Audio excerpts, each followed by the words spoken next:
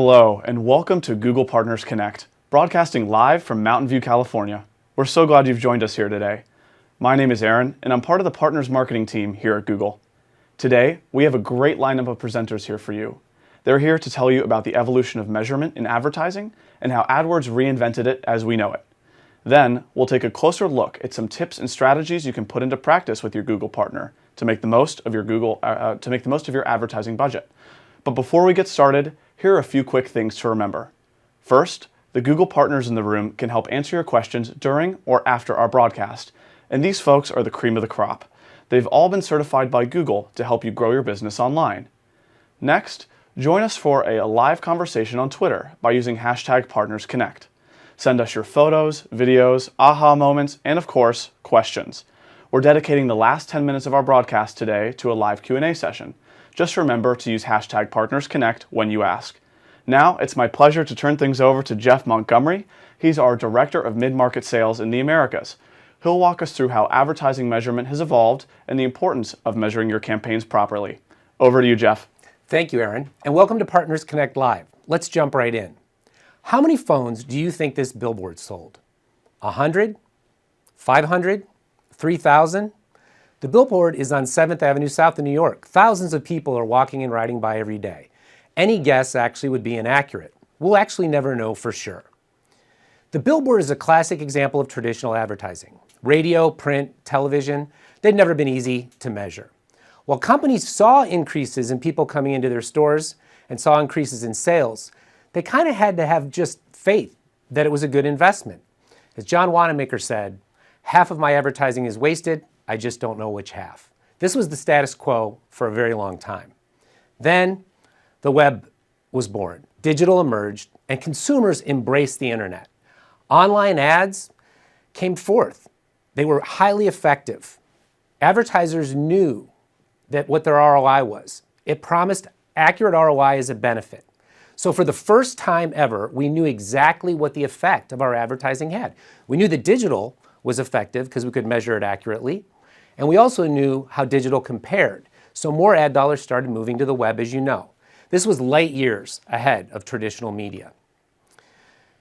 This essentially created an advertising revolution in this one-device world of desktop. Advertisers who quickly embraced it created competitive advantages for themselves. Their businesses grew dramatically. They invested and understood ROI. They were able to reinvest the profits in their business. They understood the implication of their ads on the consumer journey. Consumers, it was great for them too. They could go online, they could look at features, specifications, prices, they could read reviews all in one place at their fingertips. And then, in that one place, they made a purchase. At that moment in time, right when the purchase occurred, the advertisers saw it happen. They knew what the return was. They could adjust and optimize. It really was a revolution. It brought extra clarity and confidence to advertising that was never seen before. But guess what happened? Mobile phones came on the scene. It created a new channel. Advertisers expected that the return and the measurement were going to be the same. It was no longer feasible. Mobile and desktop couldn't be well connected. Mobile completely changed consumer behavior and the path to purchase. What do I mean by that? Mobile is ultra portable. We have them with us all the time. They're right next to us. It's the direct connection to the customer. It allowed the customer to have more immediacy and more control than they had ever had before. Consumers then started bouncing between devices, right? Whatever was more convenient for them. If you're at home, you use your tablet. If you're at work, you use your laptop or desktop. Consumers, as they bounced between, really complicated measurement, made it much more difficult. In the past, the desktop was used for everything, from research to reviews to inspiration, all the way to purchase. Now, in a year like 2017, the process looks incredibly different. So let's use an example of the evolution of the customer journey. You're on a bus, you're on your way to work, and you see that billboard with the pixel. You're like, I actually need a new mobile device. Let me check it out.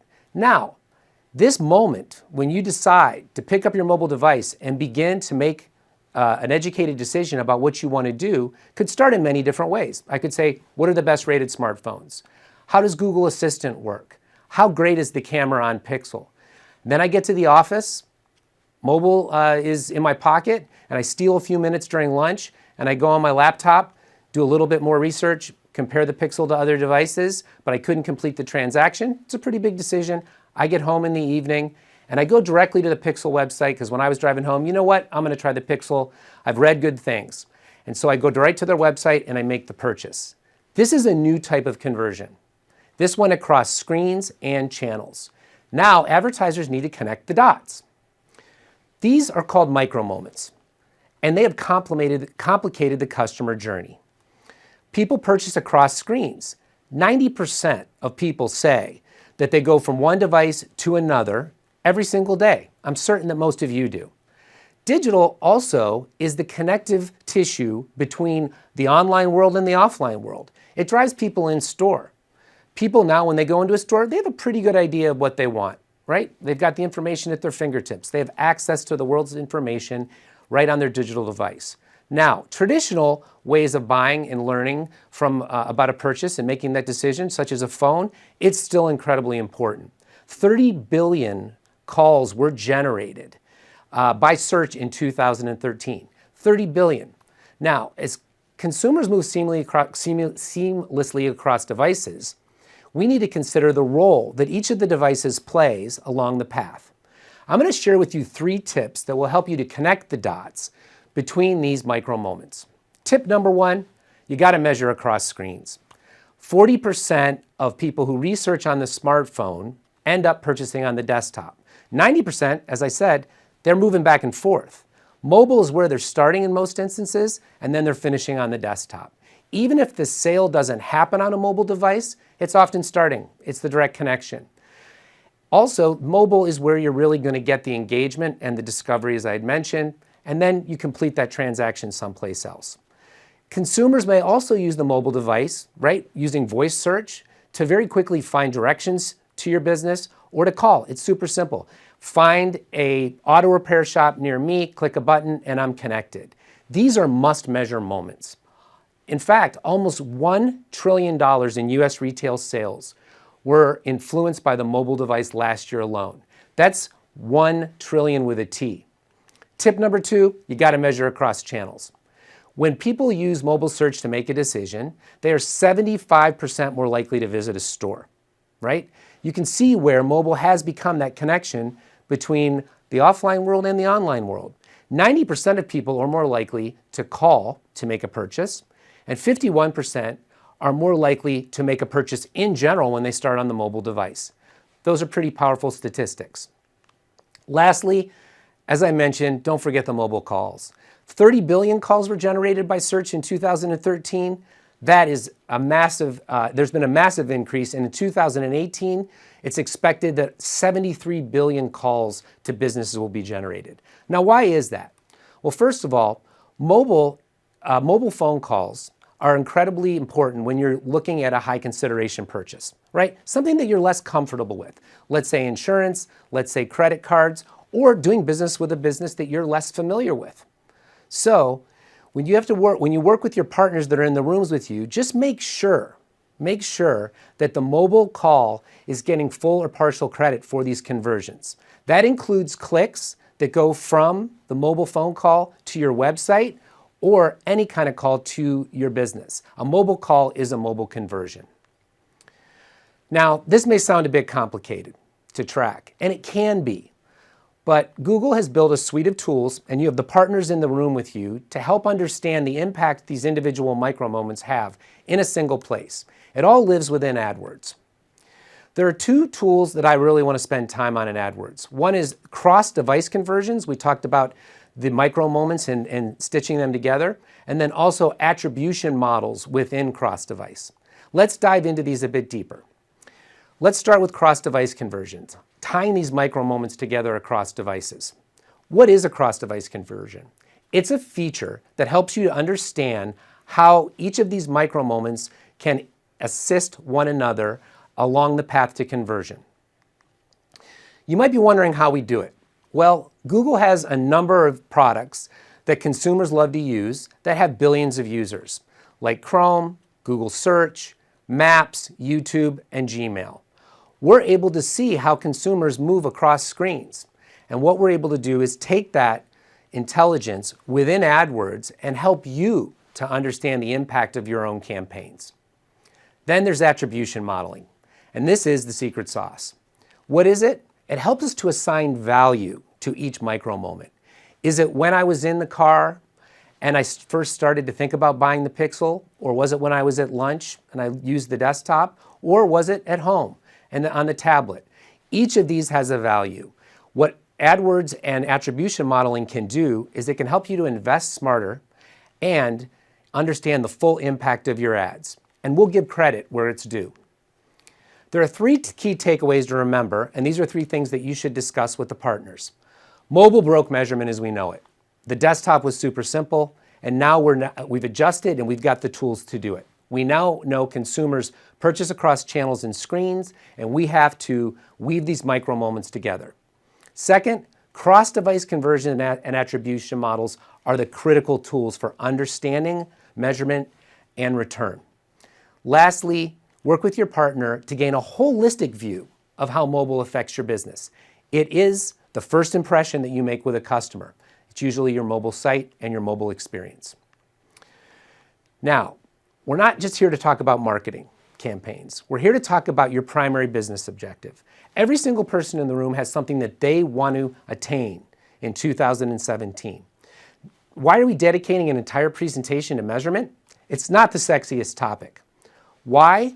Because if you think about what your primary business objective is, now that we can measure things very, very effectively, we can actually create an advertising and a marketing campaign and strategy that will support your primary business objective. There are plenty of businesses doing this today, and those that are tying the primary goal of their business to what they're doing in AdWords are 3 times more likely to hit their goals. Measurement's the key to this. The Google partners who are with you, they're the experts. They can help you build the campaigns, measure the impact. They're here to help you achieve your primary business objective. They pass strict qualifications and certifications, and I really encourage you to take some time after the presentation and talk to them and see how you can work together with them. Thank you. Great. Thank you so much, Jeff, for telling us a bit about the evolution of measurement and introducing the concepts of cross-device and attribution. What I'd like to do now is take a moment to highlight one of the things in particular that you mentioned about our Google partners, and that's the badge that they've earned. Now, you might be wondering, what does that actually mean? Well, the badge means a couple of things. It first means that they're following our advertising best practices. Second, that they're AdWords certified. Third, that they manage a significant AdWords investment with us. And 4, that they've proven their ability to help businesses like yours succeed online time and time again.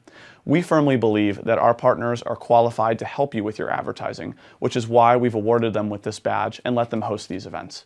With that said, I'd like to introduce our next presenter, Kevin Cho.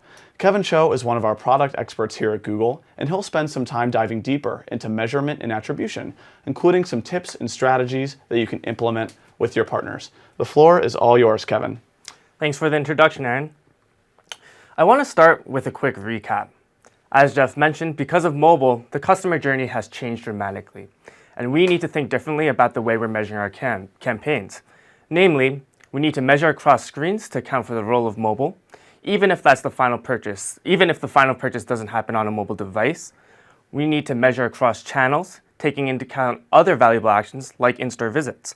We also need to measure mobile phone calls to track the way people are actually interacting with our ads. Google is continuously working to provide you with the tools necessary to adapt to this change. Today, we're going to chat about 2 of these tools: CrossDevice Conversions to measure performance across different devices, and attribution models to help us move away from thinking only about the last click. Working with your Google partners to implement these solutions within your accounts will help you understand how your customers are interacting with you in a mobile-first world. Let's start by talking about cross-device conversions, or conversions that happened on a different device, browser, or environment than the one on which the ad click occurred. Again, widespread adoption of mobile phones created a new channel for advertising. However, this time advertisers expected the same level of clear and simple measurement that they had previously been achieving on desktop. But that wasn't quite feasible given how much this little piece of technology changed consumer behavior and the path to purchase. In a study we conducted in 2016, we found that 75% of online adults 18 to 54 start an activity on one device but continue to finish it on another. Cross-device conversions will allow you to have better insight into your consumers' multi-device behavior.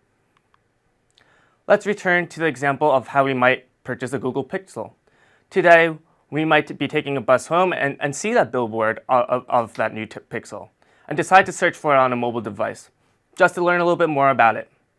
Later that day or week, we then decide that we want to purchase that phone by visiting the Google Store website directly.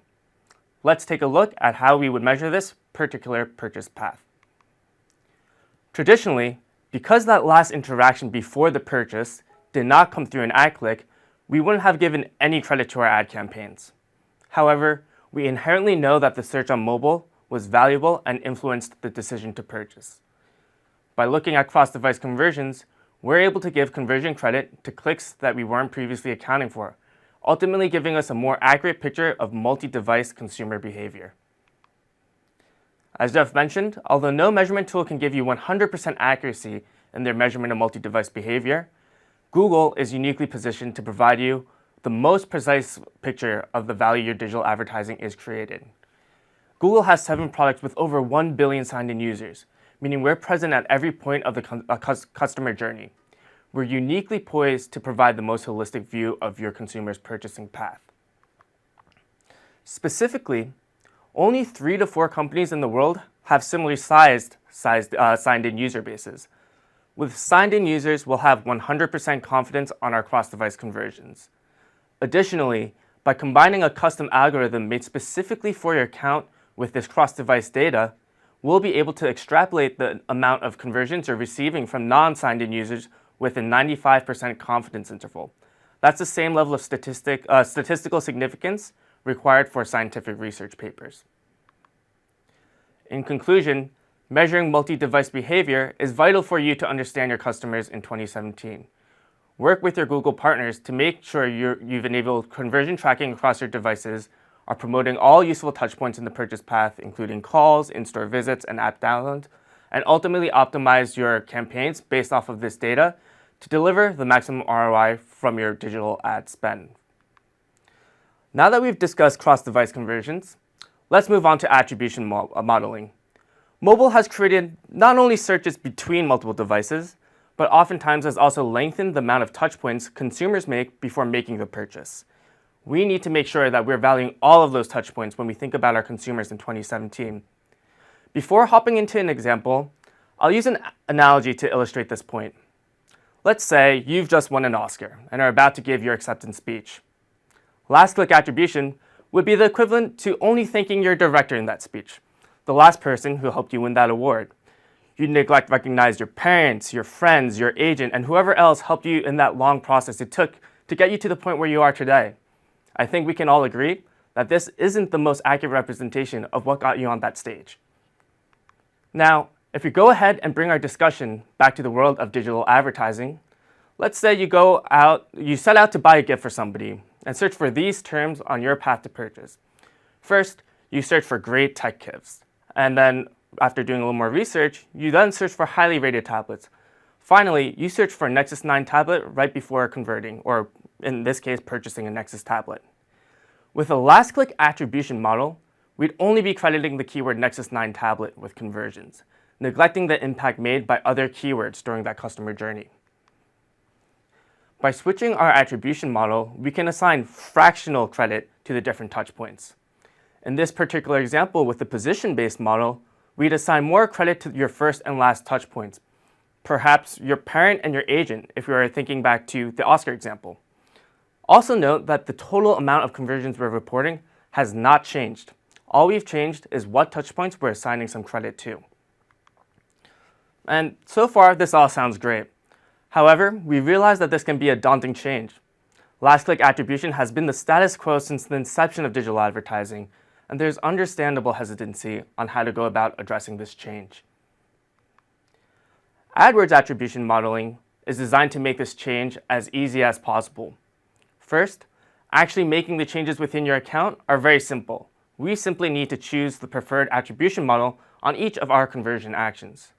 Also, as a quick note, AdWords attribution does take into account cross-device conversions. So we can make sure we're addressing the multi-device behavior we discussed earlier. Here's what this would look like in practice. Whereas the last click model would have attributed all value to the keyword Nexus 9 tablet in our gift search, a time decay model would assign fractional value to each keyword, giving more credit to keywords closer to the point of purchase. Alternatively, a linear model would simply give each keyword on that path to purchase equal credit. To dive a little deeper, here's an example of what this would look like when we take into account multi-device behavior. As mentioned, regardless of whether that search happened on desktop or mobile, we would be able to attribute value across the different searches. This is pretty typical of consumer buying habits. Research often happens on a mobile device, but the customer decides to purchase the item later when they're in front of a desktop. With last click models, all the conversion credit would have been given to the last desktop ad click, despite the mobile clicks being critical steps in the purchasing journey. All we're doing here is distributing credit where it's due. Switching your model away from last click will always give you a better understanding of the actual customer journey, but which attribution model you choose depends on your business model. For example, if you're launching a brand new product and want people to get to know you, you might skew towards a position-based attribution model to make sure we know how potential customers are first interacting with our brand. Conversely, let's say you're a car repair shop and you're more concerned about what people are searching for when they're in the market for your services. You might skew more towards a time decay model to value touchpoints right before people purchase. Work with your Google partners to figure out which model would work best for you. So far, all of the attribution models we've discussed are based off of a set of rules. First click will always attribute the full value to the first keyword, linear will attribute value evenly across all keywords, and so on and so forth. For larger accounts with significant conversion data, Google has also introduced data-driven attribution. If available in your account, data-driven attribution paints the clearest, most objective picture of success within the account. Let's return to our previous example of buying a gift. Let's say we know that when a person makes all three of these searches, their conversion rate is 3%. Conversely, if they start their consumer path by searching highly rated tablets instead of great tech gifts, they convert at 2%. What we then know is that the search for great tech gifts adds 1% to the probability of a conversion.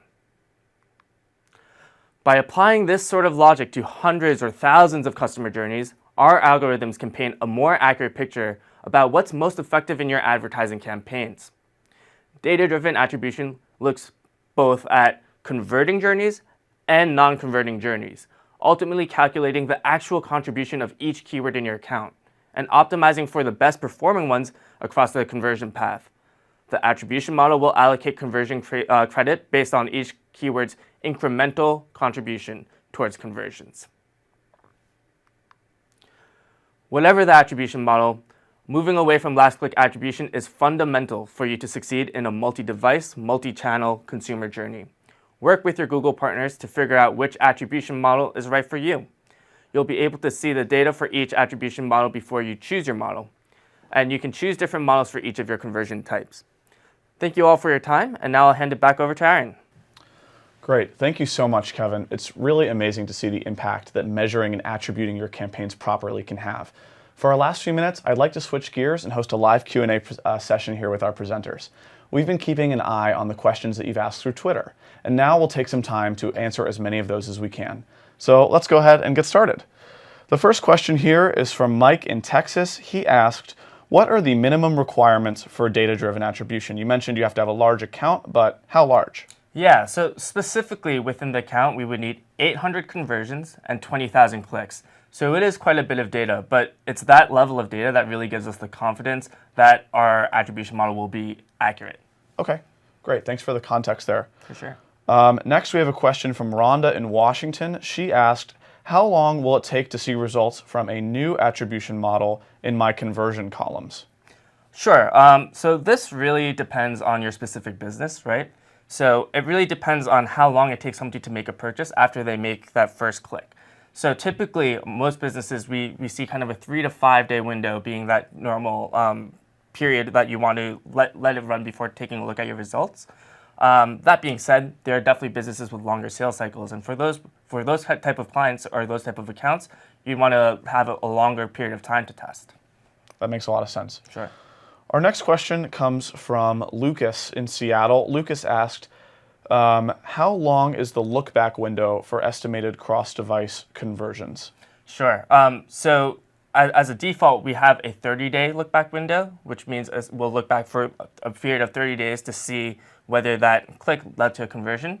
That being said, we do understand that some businesses have shorter sales cycles, and so you can actually shorten that to 7 days if that's something that's more preferable for you. Got it. That makes sense. The next question we have here is from Melissa. She's writing us from New York. She said, conversion tracking is a difficult subject, and I'm not even sure where to begin. What should I be asking my partner as a first step of understanding the impact of my campaigns? I'll turn that one to you, Jeff. Well, I think it goes back to what Kevin was saying. Each business has a different consumer path, right? Some are longer and some are shorter. Some have more micro moments and some have fewer micro moments. And although data-driven attribution provides us with really, really good guidance, I think it's important that we understand what the primary business objectives are, what the consumer path looks like. There are default, as Kevin mentioned, there are default settings in AdWords that are obviously informed by many years of running campaigns and an immense amount of data. But you do have the flexibility to set up AdWords to meet your specific business needs. Got it. Thank you for that. The next question comes from Agency Entourage, located in Dallas. They asked, what are other tools besides AdWords to measure micro moments? Do either of you like to take that one? I think micro moments isn't really just purely about measurement. I think it's just a way to think about your business and marketing as a whole. That consumer path, I think, with any type of advertising you're doing, you want to be thinking about how you're affecting them.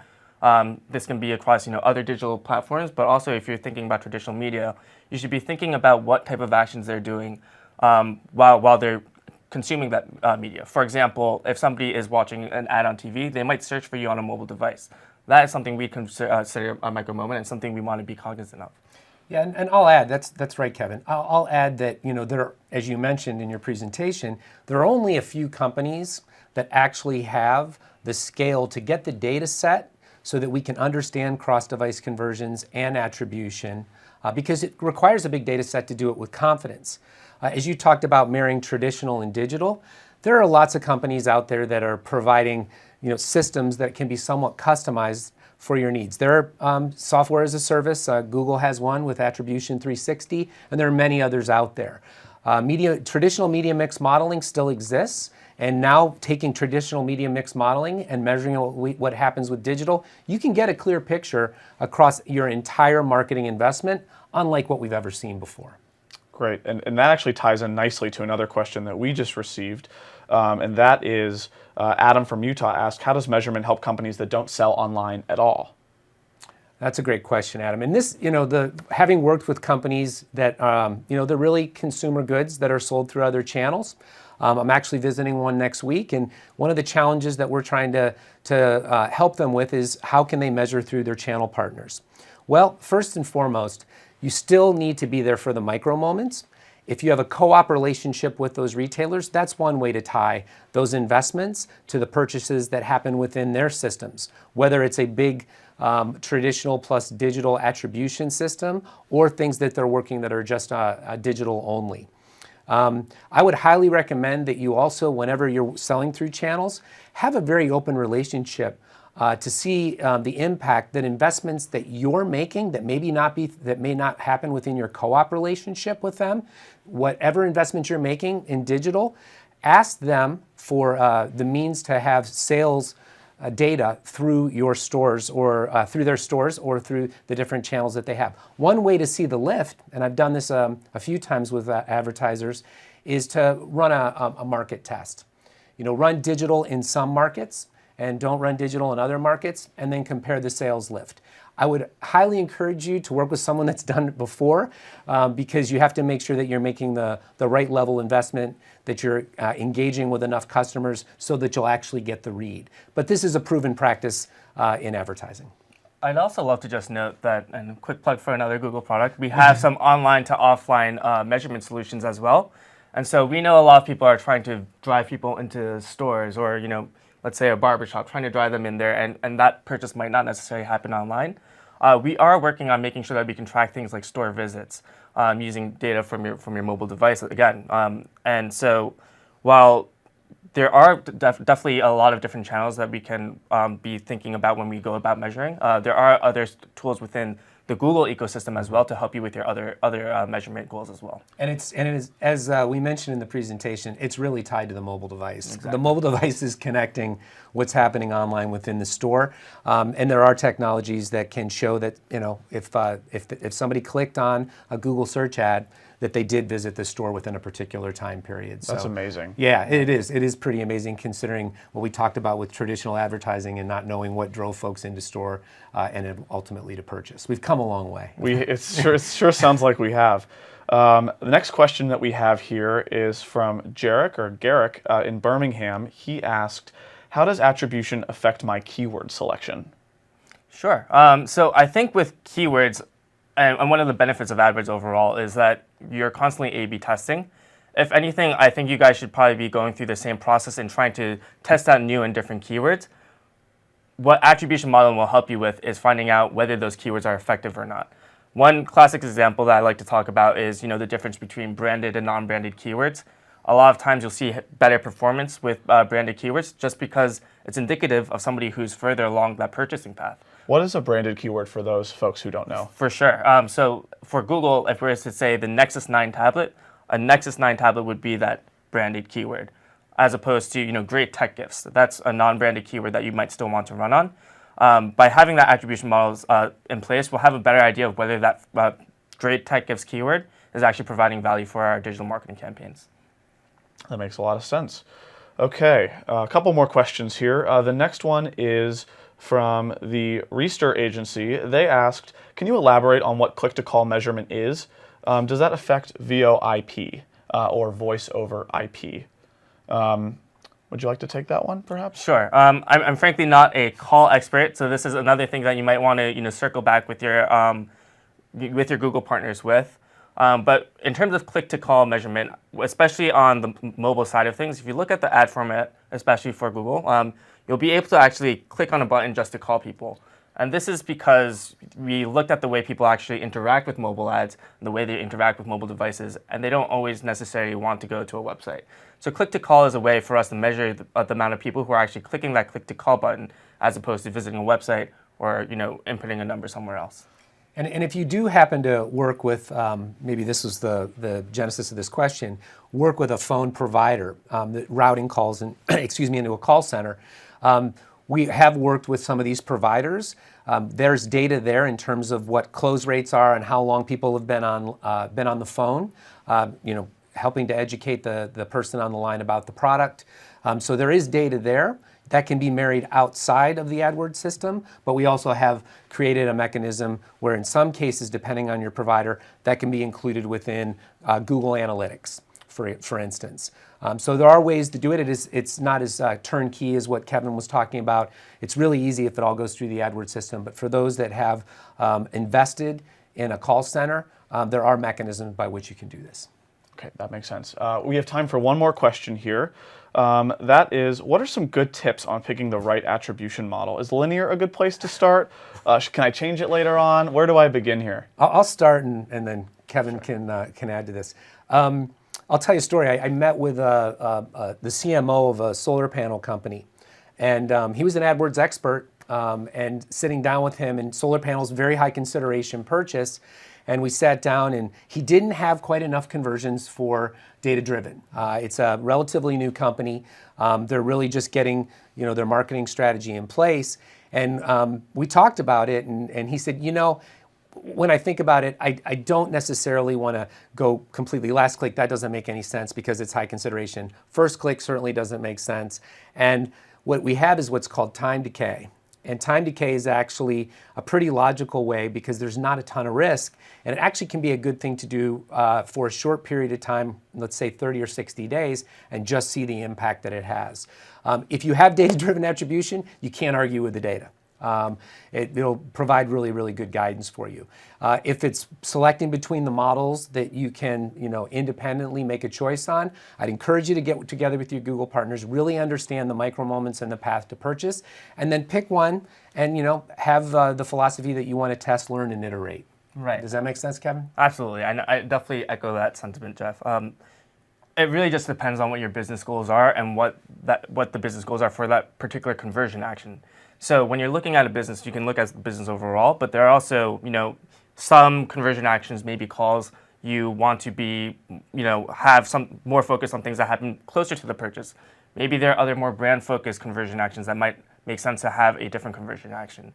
What we should really be doing is thinking about why we're measuring what we're measuring, and what part of the funnel that's really talking about, and that's going to really inform what type of attribution model you're going to want to choose for your account and for your conversions. That makes a lot of sense. And again, just to reiterate, your partners can help you with this. They are experts in this domain. They've done this before. You can turn to them for advice on this. And that's all the time that we have for questions today. While we couldn't get to each and every one of them, we did our best to touch on the topics that we saw most often on Twitter. I'd like to thank Jeff and Kevin again for joining us to present, and to all of you who tuned in from across North America. We hope you learned a few things during our broadcast today. As a reminder, the Google partners in the room are experts on the topics that we covered, and they're ready to assist you with your online advertising needs. So thanks again for spending time with us, and on behalf of the entire partners team in Mountain View, I hope you enjoy the rest of your week.